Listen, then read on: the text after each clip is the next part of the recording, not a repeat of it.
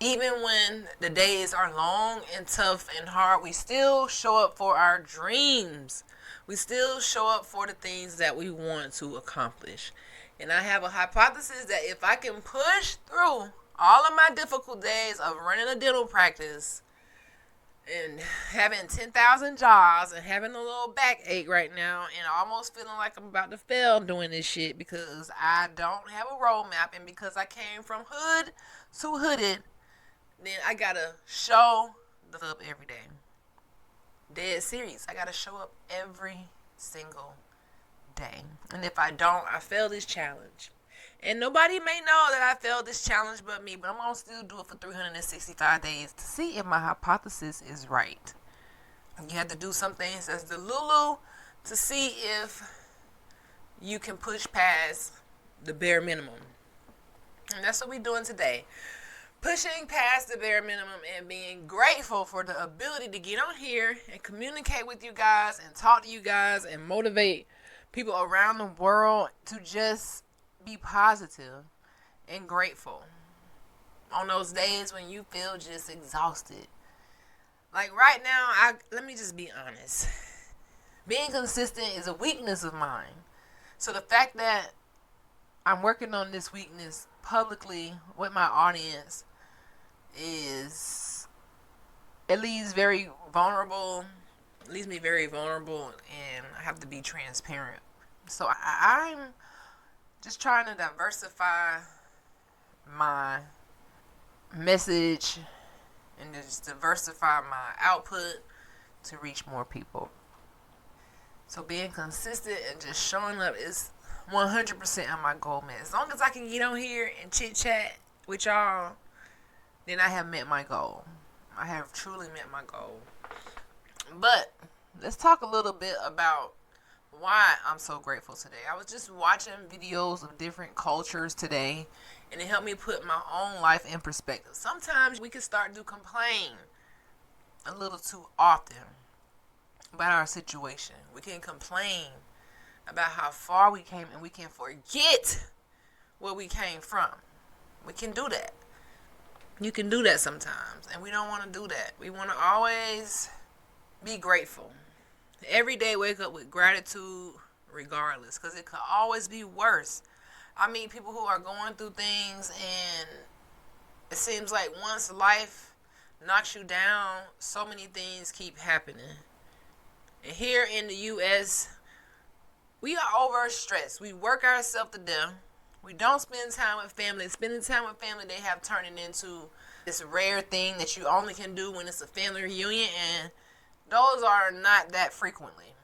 So we are on our second week of this consistency project, and week one, I felt the same way as I do right now. Like, it's really hard to show up so late at night after a long day of running a dental practice and doing my best with that and having that stress me out. I'm always so amazed at how people just feel like once I crossed the stage at Meharry Medical College, which was one of the greatest days of my life, that I just became some type of boss millionaire. Let's talk about it. How they feel like I'm just such a boss millionaire and I just got money laid out and I'm just rolling in the door and I can get loans and all of this. Let me tell y'all something. That's not the case. Let me show y'all. I want to show y'all what was happening with me after I crossed the stage and became a doctor. Because it wasn't easy.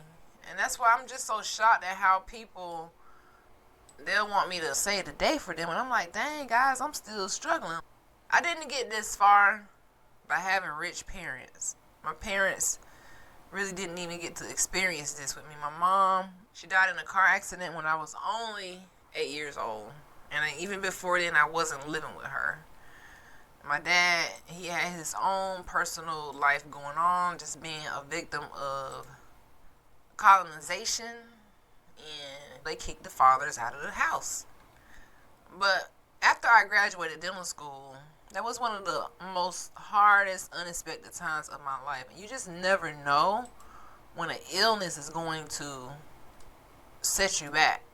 The last semester of dental school, I had to get surgery for having endometriosis. This surgery was an emergency surgery. Here I am, my last semester in dental school, after studying all day, all night, and just being so grateful to get to the end. And they say, hey, you need to go to surgery. I'm like, no, I'm not going to no surgery. We got Carabelli ball. We got graduation. Y'all got to wait. I got to turn up. They said, hey, you got to have an emergency surgery. This was January of my last semester, my D4 year.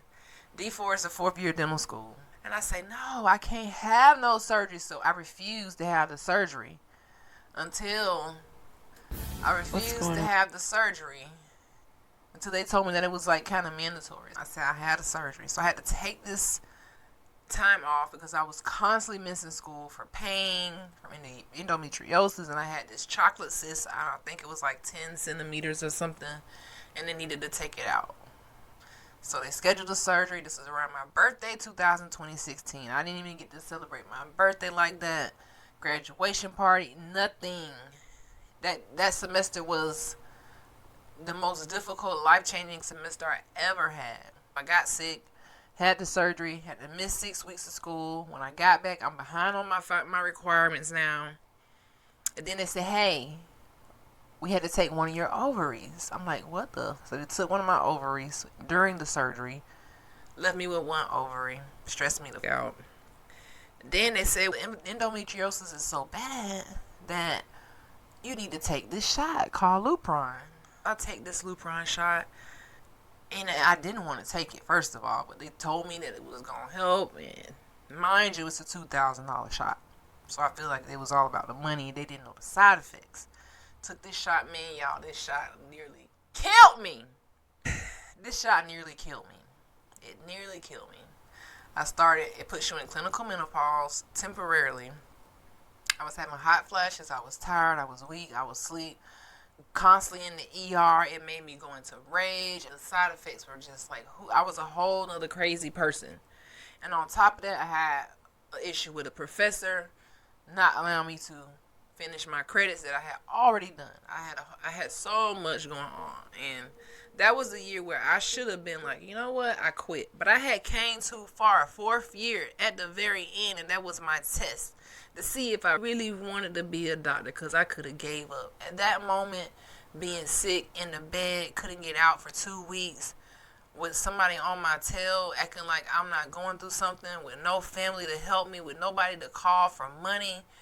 And then when I call people, they're so used to me being strong that they won't help me.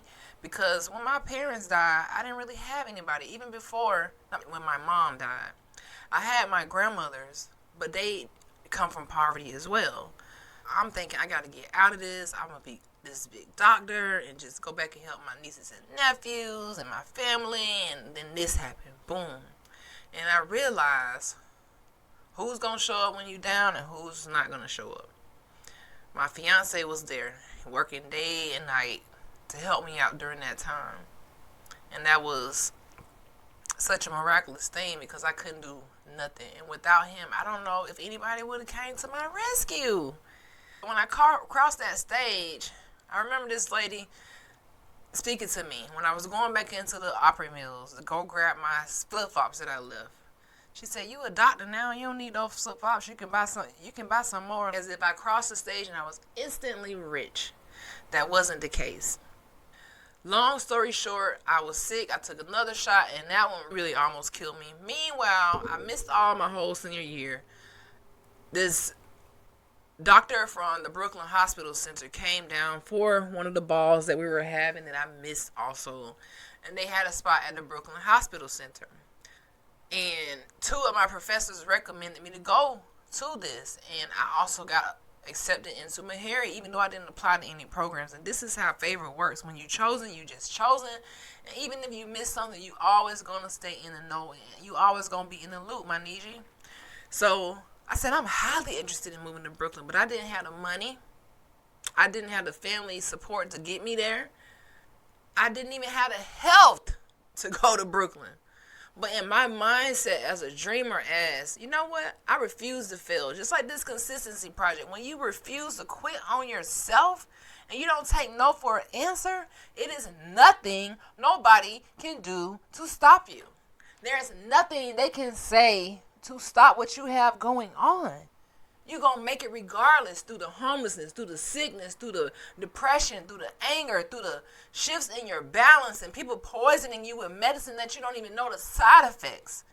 You will overcome that. I don't know who I'm talking to tonight, but whatever it is, you will overcome that. You just have to keep a determination to win. Period. You need to make a decision. Stay disciplined and be determined to win. And work on that CDP formula. We've been talking about it all week. And if you don't know, go to the Hood to Hooded podcast or Dr. Sean Live on YouTube and catch up on the CDP formula. Consistency plus discipline minus the lack of procrastination equals your glow up. And when I was going through all of this, graduating, and there's this instant stigma that you just got it like that. And I felt, dang, when I graduate, I'm going to have some type of money. And I wanted to really go to work after graduation. I didn't want to go to residency. Let me be honest. But I had to go to residency. You want to know why? Because I was too sick to even get a job. I had to go to another safe haven. I made it a way to go to residency. I had to sell all my stuff, give away all the stuff because it couldn't fit in the car. I could only take what could fit in the car out of a 2 to 3 bedroom house. I cried, lost my apartment. I got so sick I couldn't even pay bills. I couldn't do nothing. It was like once they put the medicine in me, I became a different person. I lost my edge. I lost who I was before that. I lost something. And I had to fight like hell to get it back. And I refuse to ever quit, regardless of who don't believe in me, regardless of what people say, your haters, your naysayers. People don't know your story, baby. They don't know your story. They don't know that I'm hood to hooded. They don't know how I got this book right here. They don't know why it's so thick. They don't know what you survived. They don't know all the things you overcome, being in poverty, being broke, being confused, wanting to be loved, wanting your parents. People mistreating you, feeling like you ain't nothing because you don't have your parents. People will make you feel like you are nothing, make you feel like you're going to be a stereotype. I was supposed to be that stereotype, and I knew this. But they didn't know that I was a genius, and I knew that they didn't know what they was talking about. So that's why I'm here today, guys, to tell you, from hood to hooded, you can survive anything. Just show up for yourself. Tonight, we realizing it's all about consistency and showing up for your dreams. Now, what I want to do is show you guys a video that I made when I was homeless. I just want to react to it because I haven't seen it in a while. I want to react to my emotions and how much I have grown since watching this video. I recorded this on July the 15th, 2018 in Brooklyn, New York during my general practice residency at the Brooklyn Hospital Center. And it says, Dr. Sean documents journey from homeless to 6 figures as a first-year dental resident. And I had 11 days left to graduate. And I discussed the ins and outs of going from homeless to 6 figures. I was trying to get my story out then. And the title of this was, There is No Excuse to Give Up on Your Dreams. Life goes on. Back then, I was in my Christian identity. Right now, I identify as a married Indian, Niji, Choctaw, Muskogean, Seminole, Appalachian. I have a different spiritual system with the Creator. My mindset was different back then. I uncovered the truth about who I am through my genealogy and realized that my ancestors are indigenous to America and that I'm not from Africa. It's a lot of things that I've been uncovering and learning in addition to becoming a doctor, in addition to learning how to run a dental practice every day on the brink of failure because people just don't understand that you need support. I'm in a whole nother state that there's no family up here in New York. It's just me, fiance. Whole nother state doing this out the mud, no loans. For God's sakes, I didn't even get a congratulations card when I opened up my dental practice. Now, I don't know why I have to be the person to go through these lowest of the low spots and the homeless to the six figures and the hooded positions, because I know that I represent somebody out there who do not believe in themselves, because they got to show up for themselves alone. You got to do it sometimes by yourself with just you and one other person who supports you, one other person who gonna be your ride or die there, rain, sleet, or snow. I remember during this time when I was homeless, sleeping in my car, I called a family member, and I'm working, but it's so expensive that I can't pay rent in New York and plan to move and save for a place. We had a place. It was so expensive for the one room. It was like $1,500 a month. And we got a boot on a car. And if you know about New York parking, and it just threw us in it's keep the house or the car. We got to keep the car. We got to maintain the car.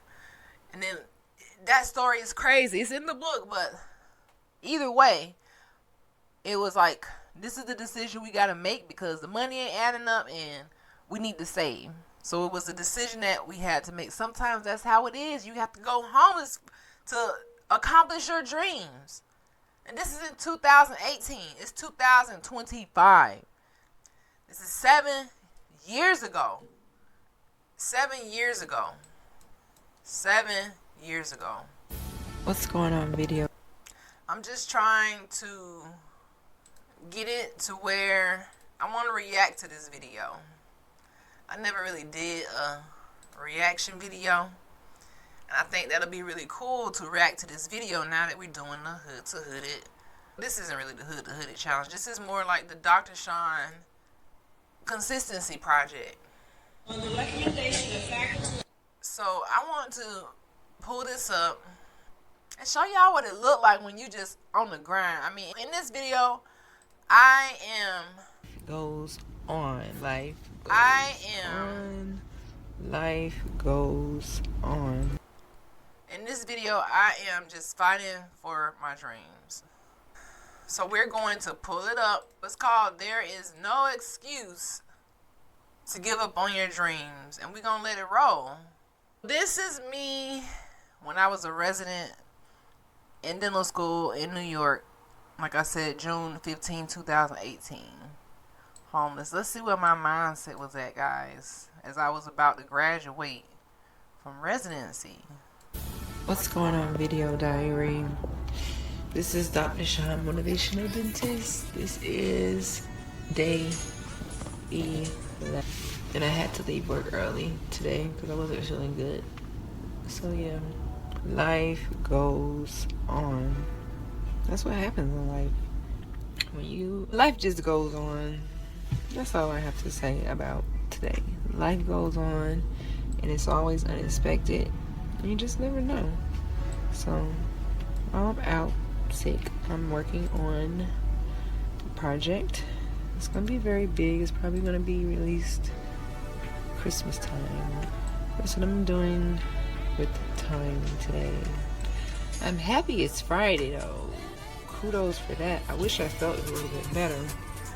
But as promised, I'm on this blog every day because I want to document my mood, my emotions, how I'm feeling, everything about today. Not too many people reach out, not too many people really care. God always cares, and that's the most important thing. I know that there are so many people who will sacrifice, or they will sacrifice a comment or sacrifice congratulations, but not too many will really make that sacrifice. They sacrifice a prayer, sacrificing funds, none of that. And it's so weird that when you're broke, people don't really pay you any attention. It doesn't matter why you're broke, even if you're broke, because whatever. But when you're not broke, people pay you attention. I don't know why that is. It's like the rich get richer and the poor get poorer, all because of mentality. You know what I mean? And we don't know how to invest in one another. And that's the big word. A lot of people throw that word around. Oh, you ain't investing in me. No, yes. No, hit this card. Anywho, you didn't invest in me. No, invest means really investing, believing in someone's business, believing in someone else's dreams. If you're not going to go out and get your own self, it's just believing in someone other than yourself. That's what investing is. It's actually putting money behind it, saying, I believe that you are capable to do what you say you're going to do in your business plan to action. I'm going to invest in you, and you just pay me back whenever. You know what I mean? That's how you invest. So today and every day is definitely growing me as a queen, because it doesn't matter if I'm in this car, or it doesn't matter if I'm on the top of a mountain. That does not negate the fact that you have to treat yourself as royalty every day. It doesn't matter. You know what I mean? You must feel like royalty every day. Your situation, what's in your account, what's on your mind, what you're doing in life should never make you negate the fact that you're supposed to have your crown on, head high at all times. And this is what you establish as the foundations and the character of a queen and a king. It's when even at your lowest or even at your highest, you never waver in God's standards for your life. You never forget why he placed you on this earth. So even when you feel the lowest, he's always there to remind you with your crown on that you are the highest in his book. You might not have all the material things that don't mean a thing when you leave here, but as long as your spirit is good, your mind is good, your heart is clear, and you still have kindness and you don't let situations make you mad, this is when you prosper. This is when you can feel that royalty exuberating through your bones, exuberating through your blood vessels and your mind. And then your spirit will leap for joy. It will be so happy of the things and the knowledge and the wisdom that you gain from your experiences, whether that's sleeping in a car, whether that's going and working so hard day to night till your feet ache and your bones ache, your hands ache, whether that's fighting for your dreams, studying all times of day when other people don't get it, whether that's being in New York City on June the 15th, 2018 as a real life dentist here dealing with life. You know what I mean? It doesn't matter what you go through, kings and queens. It doesn't matter what you go through. You should never have an excuse to give up on God. You should never, ever have an excuse to give up on your dreams. No matter how big or how down you think you are, you always have the opportunity to dig yourself out of that. You always have the opportunity to get yourself and your spirit and your mind in check. That's what it's about, keeping your mental in check and never letting anybody or anything or your situation make you feel worthless or that you're not worthy enough. It's gonna be a lot of people around you who are gonna ignore situations that come about because they don't want that type of responsibility. For instance, me, no one wants the responsibility of raising a doctor unless they're your parents. And then when your parents don't do it, it's on you to do it. So my mom employed me to do this dream.